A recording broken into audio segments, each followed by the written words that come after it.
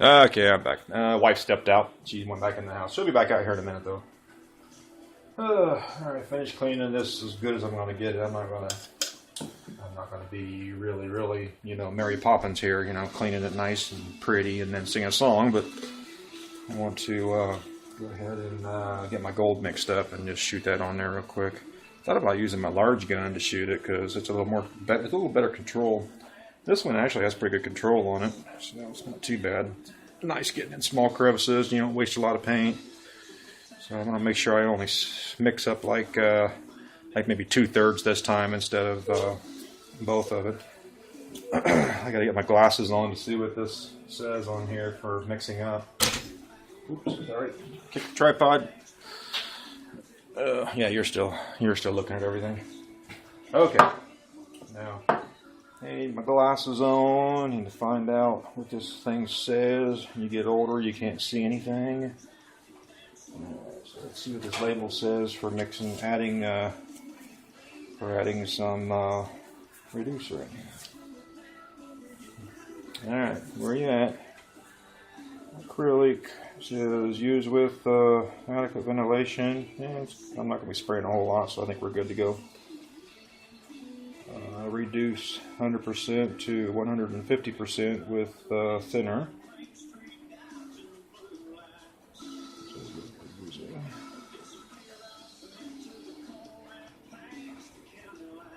Overall finish and original super enamel finishes or weathered conventional enamel finishes. It says clean and prep the surface in the normal ways. Sand acrylic lacquer finishes lightly. It says sand enamel finishes very thoroughly before using. Boy, that was a long time ago. I don't think there's any car out there on the planet that's still got a lacquer finish on it to sand, huh? So you stir thoroughly before using. Reduce 100% to 150%.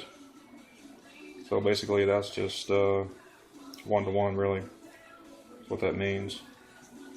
It says right here, yeah, thin 1 part DDL with 1 part to 1.5 pints thinner. So you can thin it 1-to-1 or 1.5. I'm just going to do 1-to-1 though. So, and we'll go with that. And then if I don't like it, I'll just add a little bit of thinner to it as I go. So let's get this thing open and see what this paint even looks like. It may be all green and mold and everything else growing in there. No, it doesn't. Paint don't do that. Still, who knows? I might have a little mogwai or something pop out of the can I grew in there over 25 years. Get myself a gremlin.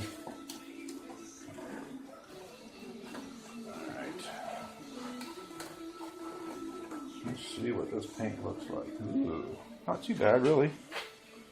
Yeah, it's still gold looking. Okay, I can deal with that. It looks like it's kind of already reduced.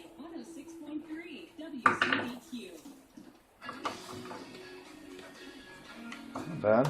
It's actually kind of a darker gold. It's not too bad. Won't show up too bad then, because along with the road salt and dirt and everything else on the road, it'll blend in. And it may even look gray.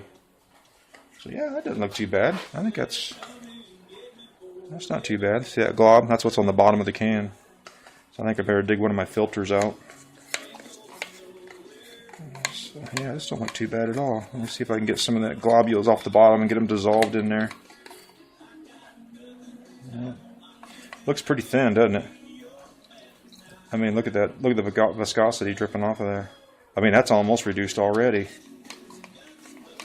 Really. I mean, I can spray it almost straight.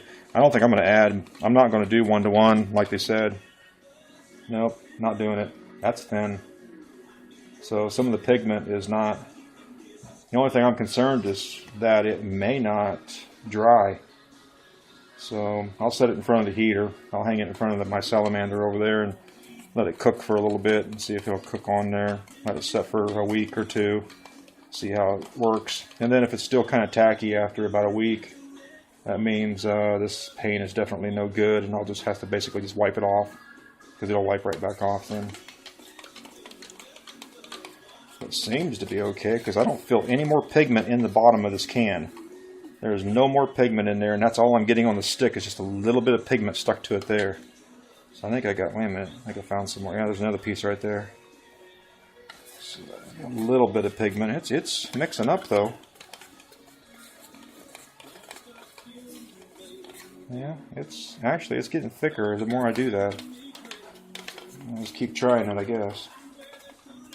So I definitely will filter this though. I'm gonna get one of my filters out.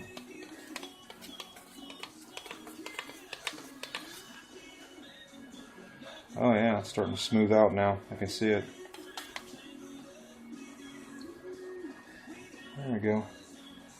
Alright, my only concern now is it does have metal flake in it. It's a very, very fine metal flake. So my only concern now is just putting it on there thin enough, or light enough, to adhere and dry. So I'm going to have some very long dry times in between coats to make sure this dries. It's very cold in here. It's when I say very cold, it's not like I'm bone shivering, chilling it myself. You know, it's not like 50 below or anything. It's about 45, 50 degrees in here, and this should be shot at about around, I'm sure, 75 to 80 degrees is what they want. I can kick the salamander on and probably shoot it. It says using 35 psi air pressure. Actually, I'm probably only going to use about 20 air pressure. It says 180 degrees Fahrenheit. It says to force dry it, use 180 degrees Fahrenheit. So yeah, I can force dry this and just set it in front of my heater. I'll just wire it up in front of the heater. And, oops, did I spill some? No, didn't spill. Looked like it did. Let's see. Bare metal primer, bare metal with Kronar. I don't want to use Kronar. 35 psi. What is the 100? It doesn't show the temperature, the actual spraying temperature. It's not showing it. They didn't give you near the information years ago when you were painting. You pretty much had to learn on your own what was good and what wasn't. Everybody knew what primers and lacquers were sprayed at. I usually sprayed my lacquers about around 80-85 degrees in the booth. Sometimes I'll kick it up to 90. And then when I was done in the booth, I would kick it up to about 120 to 150 degrees to just let it dry real good. Then I would go back with my buffer and buff it out to a shine. That's what you did with lacquer. You buffed them all the time. After you were done sanding and buffing it, you did a real light sand on it again, and you shot it again with more lacquer. The more lacquer coat you got on there, the more you buffed it, the shinier it got. So, yeah, that's looking better and better. This paint is still good. I can't believe that. 25 years. 20, or maybe 20 years. I don't know. Still, long ass time. Okay, let's go ahead and give it a shot. Let's give it a try. What the hey? Let me find paint filters. I think I stuck them back over there. These paint filters are old too.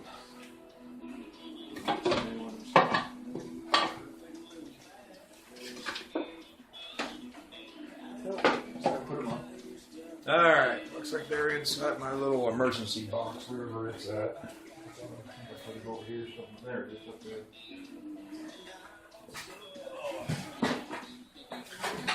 Just down here.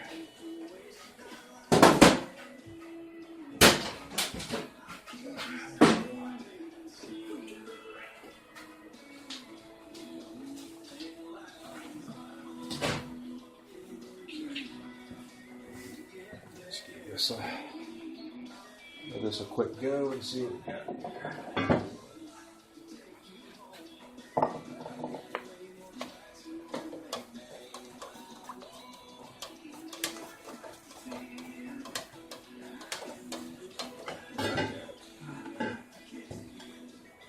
Looks like it's dry. It's got just maybe a tiny shiny spot here or there, but it's almost dry, so I'm almost ready to get this and coat it.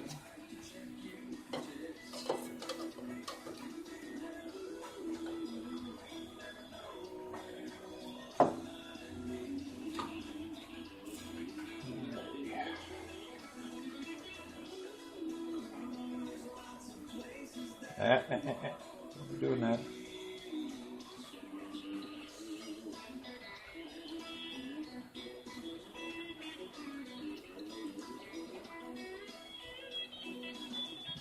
put about third in there. There we go.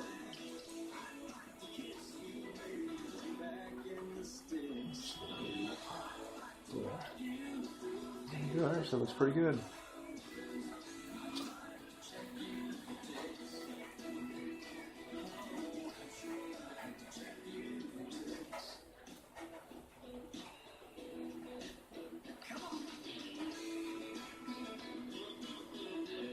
Not too bad.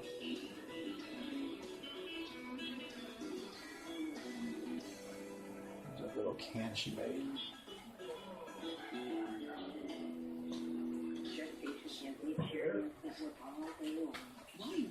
We'll add just a little bit of thinner in there. Not a whole lot. 106.3 WCDQ. That's about all it needs. Just a little shot. Messing that up.